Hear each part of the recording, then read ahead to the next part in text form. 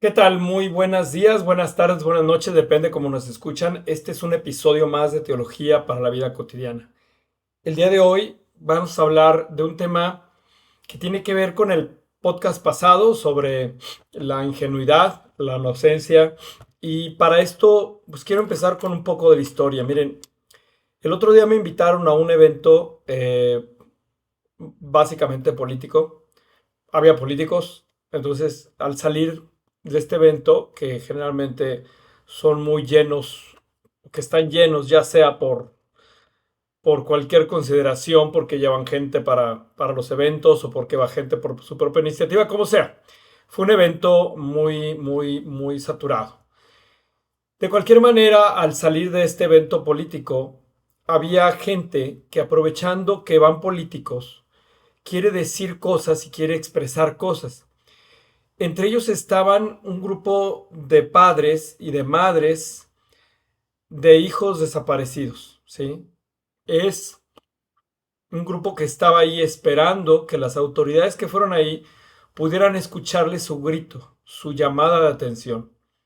Yo iba saliendo, iba contemplando eso y entonces la gente no les hacía caso, ¿no? Es decir, algunos decían que era un grupo de acarreados de la oposición que iban a hacer ruido, que solamente iban a complicar las cosas.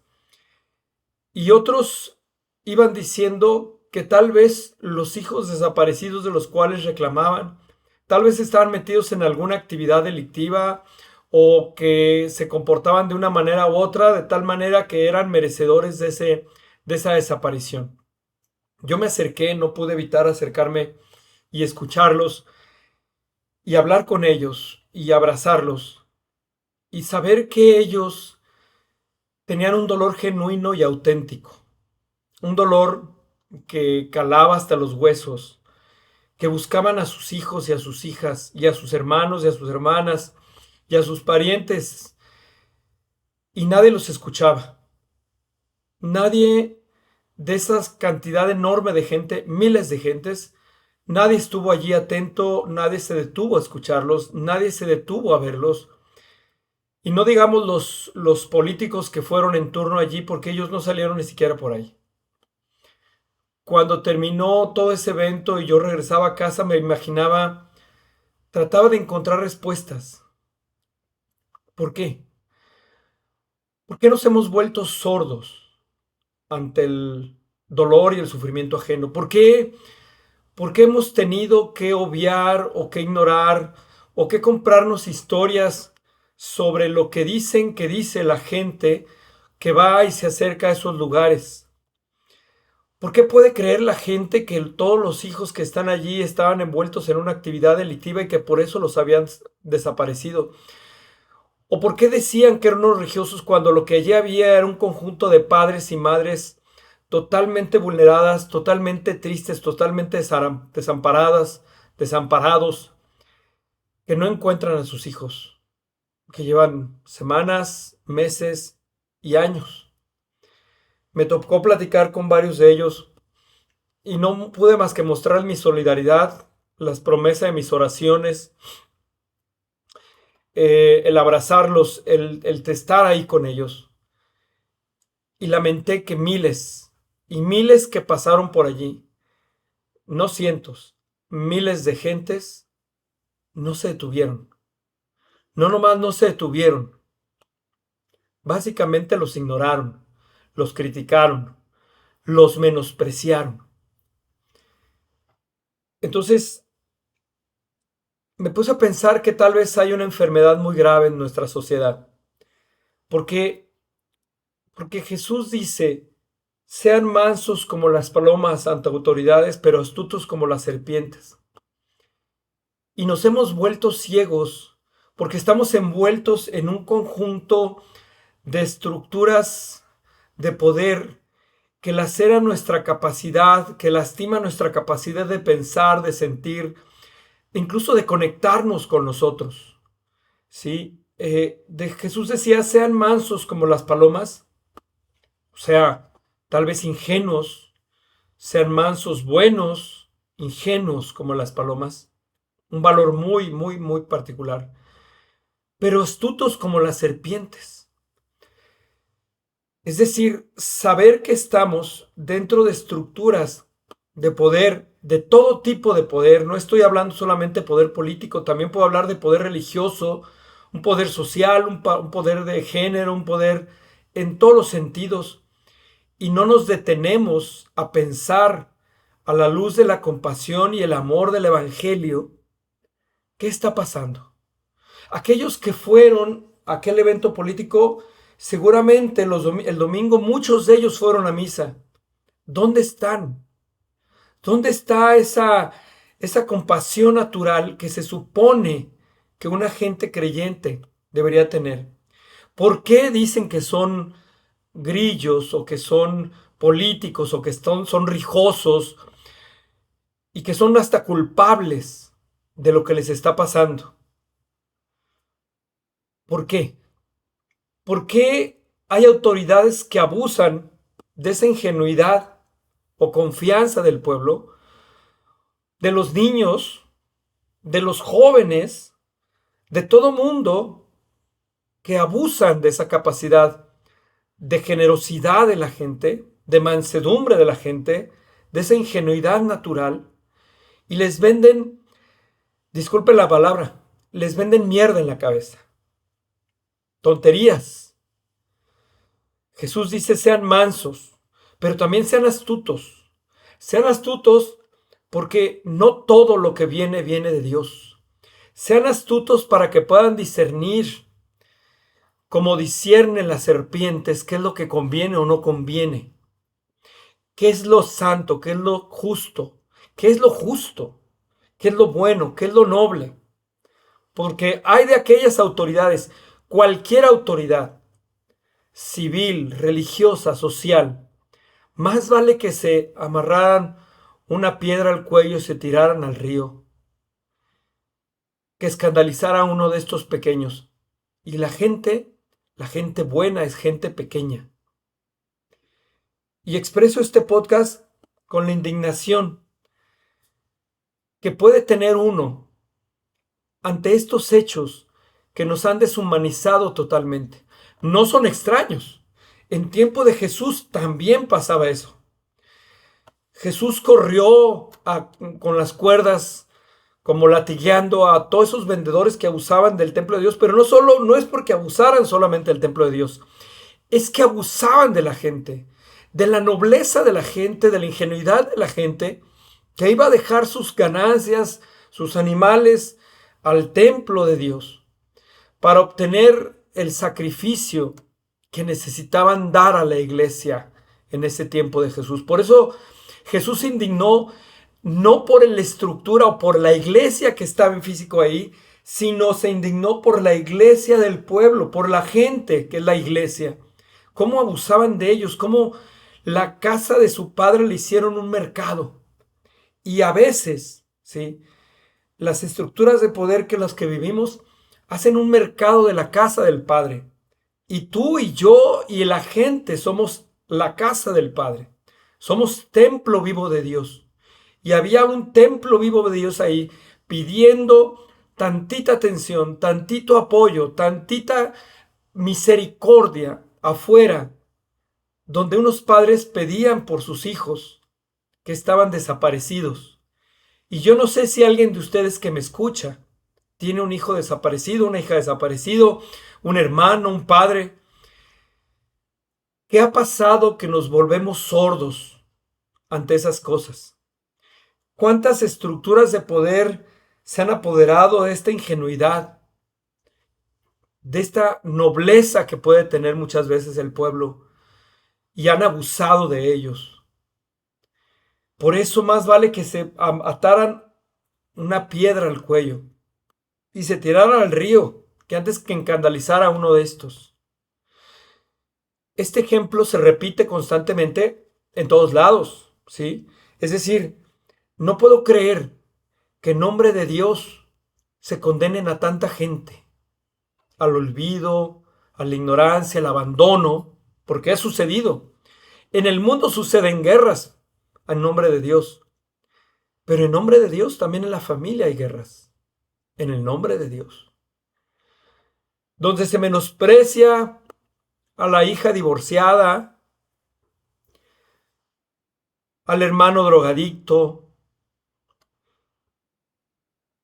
a la persona que está allí, que tal vez su vida no es la mejor, pero grita y clama con pasión porque es el pueblo de Dios. Y a cambio de eso, ¿qué obtiene? Un juicio, una condena, una crítica, un menosprecio. Y se menosprecia a la gente. Y se menosprecia al templo de Dios.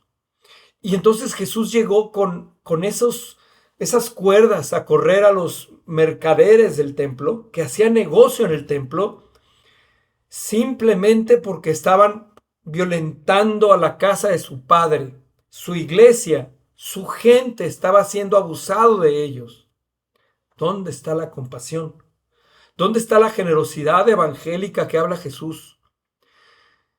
¿Dónde estamos nosotros? ¿Dónde está ese grito? ¿Y dónde está esa inteligencia que uno tiene que tener para meterse en los huecos más pequeños que hay de esa inseguridad, de ese desprecio, de ese dolor? ¿Sí?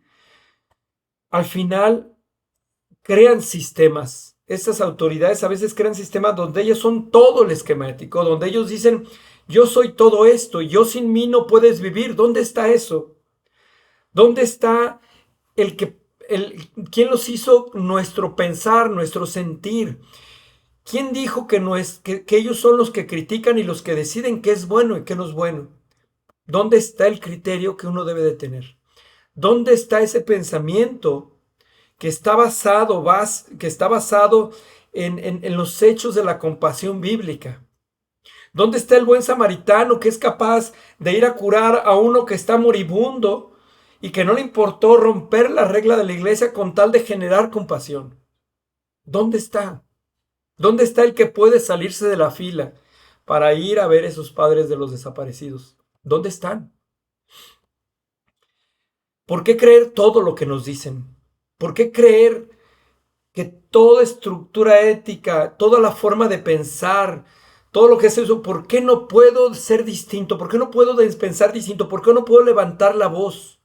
Ser inteligente y ser astuto para permitirse ser nobles como palomas, pero astutos como serpientes. Al final, nuestra voz, la voz que critica, la voz que condena, la voz que manipula, la voz que domina, es tan culpable como la voz que calla, como la voz que no dice, como la voz que no es testigo. Yo sé, a todos los profetas en el Antiguo Testamento, a todos les fue muy mal, los mataron, o murieron apedreados, o murieron despreciados, o murieron olvidados. Eso es ser profeta. Un profeta es el que es manso como paloma, pero astuto como serpiente. Y dice y confronta, y habla, y tiene. Y si tiene que cuestionar incluso a las autoridades que se supone que son más nobles y más inteligentes y más preclaras, lo hace. Lo peor que puede pasar es que se equivoque. ¿Y cuál es el problema? Ejerció la capacidad de tomar las cuerdas que tomó Jesús y también arrasar con todos los mercaderes políticos, sociales, religiosos, esos que violentan, que corrompen la casa del Padre. Y tú y yo somos casa del Padre. Pero ¿dónde están nuestras cuerdas? ¿Dónde están nuestros látigos para poder ser lo suficientemente valientes y confrontar esa injusticia? Al final, ser nobles, mansos como palomas, como dijimos en un podcast anterior, hay que ser ingenuos en el buen sentido, pero hay que ser astutos. Y no astutos para sacar ventaja de algo, astutos para poder cuestionar, poder pensar, poder entender y tratar de ver qué es aquello que nos quieren vender, qué es aquello que nos quieren, con lo que nos quieren chantajear, qué es aquello en lo cual nosotros permitimos y creemos que hay cosas que son buenas, que nos dicen que son buenas porque son normales y que son aberraciones sociales y que son aberraciones a la dignidad del ser humano. ¿Dónde está eso? A todo eso, a todo eso se le llama y tiene una sola palabra. Cuando eres manso, pero no eres astuto y el pueblo puede ser muy ingenuo, el pueblo de Dios es ingenuo y confía en sus autoridades. Y el no permitirse ser astutos y el no permitirse confrontar, a eso también se le llama pecado social.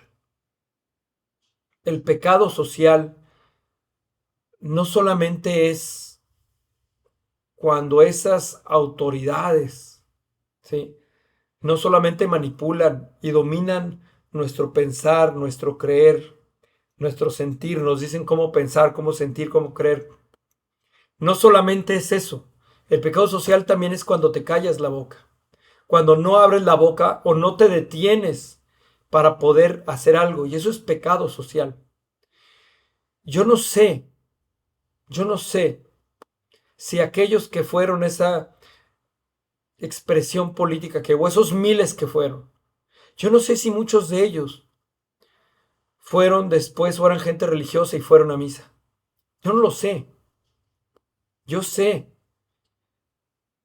que poder acercarse a la casa de Dios sin haber generado la posibilidad de ser un profeta, sin ser profeta, sin decir, sin confrontar, sin ser compasivos, sin haberse acercado. Yo no sé si yo podría encontrarme a alguien de ahí y al momento de darle la paz decirle, y le diste la paz al al papá del desaparecido, de la desaparecida. Yo doy este ejemplo porque me quedó grabado, lo traigo aquí metido en la cabeza y en el corazón. ¿Cómo es posible? ¿Y cómo es posible que aparte exista esa indiferencia completa y total? Porque no hemos dejado solamente de ser, no hemos solamente sido mansos, hemos sido tontos. No solamente somos mansos, somos borregos que no nos detenemos y que seguimos ciegamente lo que nos dicen.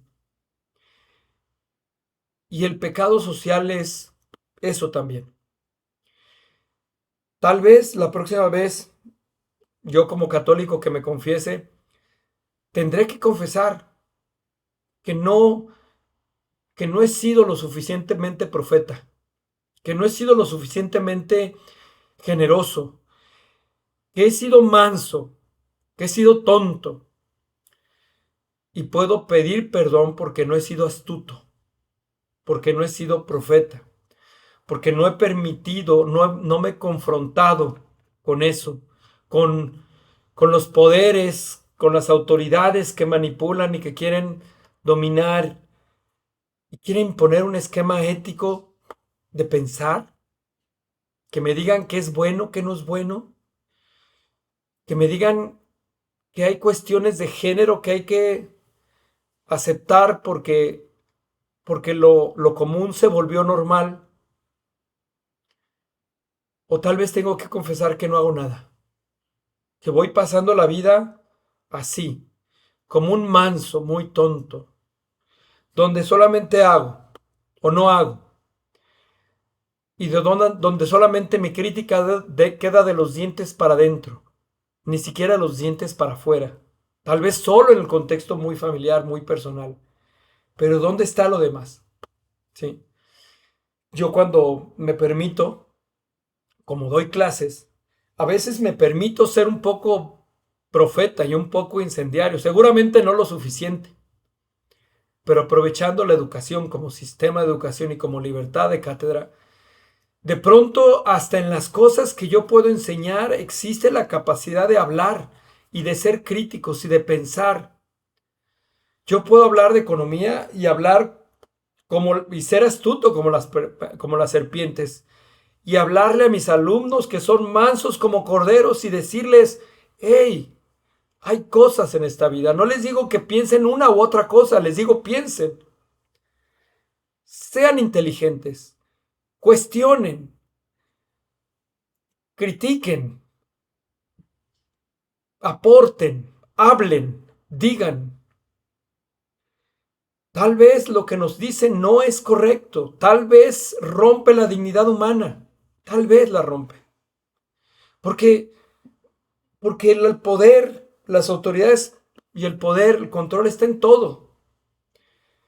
Yo veo los dispositivos electrónicos, los celulares, el TikTok, ¿sí? Que la gente pasa horas pasando su dedo por imágenes y experiencias. Y yo digo, ¿qué veo allí? Gente que habla sobre un tema, muy tontamente a veces, desde mi perspectiva. Chicos y chicas que muestran sus cuerpos bien formados. Payasos que salen en videos haciendo bromas a la gente. De todo. Y digo yo, ¿dónde está esa astucia que es tan evangélica? Jesús se confrontó con las autoridades. Eso no lo podemos negar. Uno ve los evangelios y encuentra a un Jesús que confrontó, a un Jesús que se presentó ante autoridades religiosas y civiles. A uno les dijo, den al César lo que es del César y a Dios lo que es de Dios. Acto seguido toma los látigos que hizo y rompe contra los vendedores. Alguien podrá decir, qué poca compasión. No, le quemaba, sí, el celo por la casa de su padre. Y ese celo de la casa de su padre no era por el edificio, era por la gente, era por el abuso, era por la violencia que ejercían y que ejercen actualmente los poderes que existen de todos. La violencia contra la dignidad humana, la violencia contra la autoestima de las personas. Esa violencia tan sutil que nos trata de imponer esquemas de pensar y de actuar de la gente. El buen samaritano fue un profeta que llegó y que alivió a alguien, pero la historia está llena. Juan el Bautista, que les decía, enderezan su camino y a los fariseos les dijo, raza de víboras.